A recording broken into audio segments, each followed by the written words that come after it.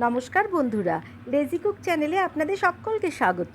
আজ বানাচ্ছি খুব কম উপকরণ দিয়ে খুব সোজা, ভীষণ সুস্বাদু স্বাস্থ্যকর একটা রান্না হলো পেঁপে আলু ঘন্ট। এর জন্য নিলাম অর্ধেকটা পেঁপে, দুটো একটু বড় সাইজের আলু, দুটো টমেটো আর 4 থেকে 5টা কাঁচা লঙ্কা। সব সবজিগুলো আমি এইভাবে কেটে নিয়েছি। একটু কিউবের আকারে আলু, পেঁপে আর টমেটো কেটে নিয়েছি।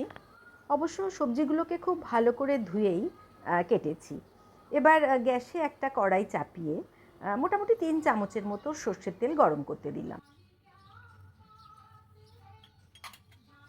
বেশ ভালো মতো গরম হলে আমি ফোড়নে দিলাম 1 চামচের মতো গোটা জিরে আর একটা শুকনো লঙ্কা। একটু নাড়াচাড়া করে প্রথমে কেটে রাখা আলু দিয়ে দেব। আলুগুলোকে বেশ কড়া করে একটু লাল লাল করে ভেজে নেব। এটা কিন্তু পুরোপুরি নিরামিষ রান্না। যে কোনো পুজোর দিন তো বটেই, তাছাড়াও অন্য দিনেও খাওয়া যায়। এরপরে দিয়ে দিলাম কেটে রাখা পেঁপে। আবারও খুব ভালো করে নাড়িয়ে নেব। এই রান্নাটা কড়াতে করলে তো একটু সময় লাগেই, প্রেশার কুকারে করাও যায়। প্রেশার কুকারে করলে খুব তাড়াতাড়ি একটা সিটিতেই পুরোপুরি সেদ্ধ হয়ে যায়। এরপর দিলাম স্বাদ মতো নুন। খুব ভালো করে ভাজতে থাকবো।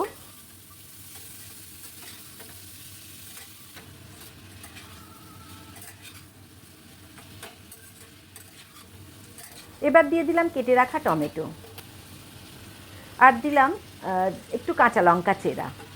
এবার সবজিগুলোকে খুব ভালো করে ভাজতে থাকবো।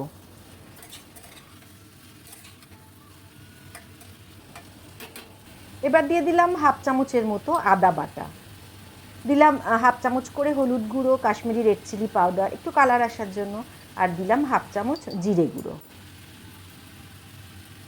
খুব ভালো করে কষাবো। গ্যাসের ফ্লেমটা আমি হাইতেই রেখেছি।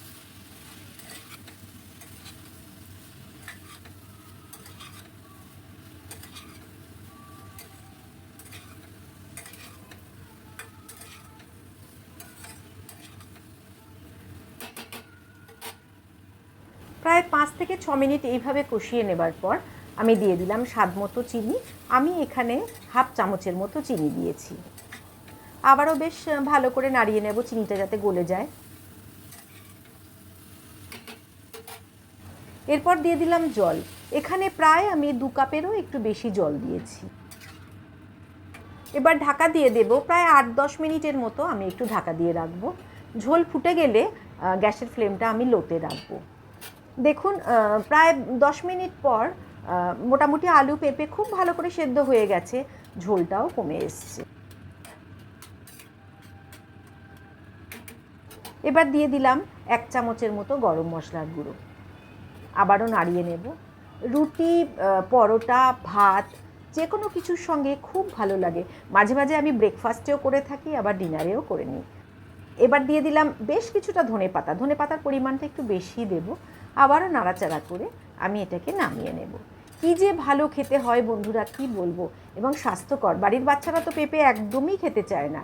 এইভাবে করলে যদি রুটি পরোটার সঙ্গে ওরা একটু খায়। আজকের এই রেসিপিটা কেমন লাগলো প্লিজ একটু কমেন্ট করে জানাবেন। ভালো লেগে থাকলে একটু লাইক দেবেন। আর নতুন বন্ধুরা যদি পছন্দ হয় প্লিজ আমার চ্যানেলটাকে একটু সাবস্ক্রাইব করবেন।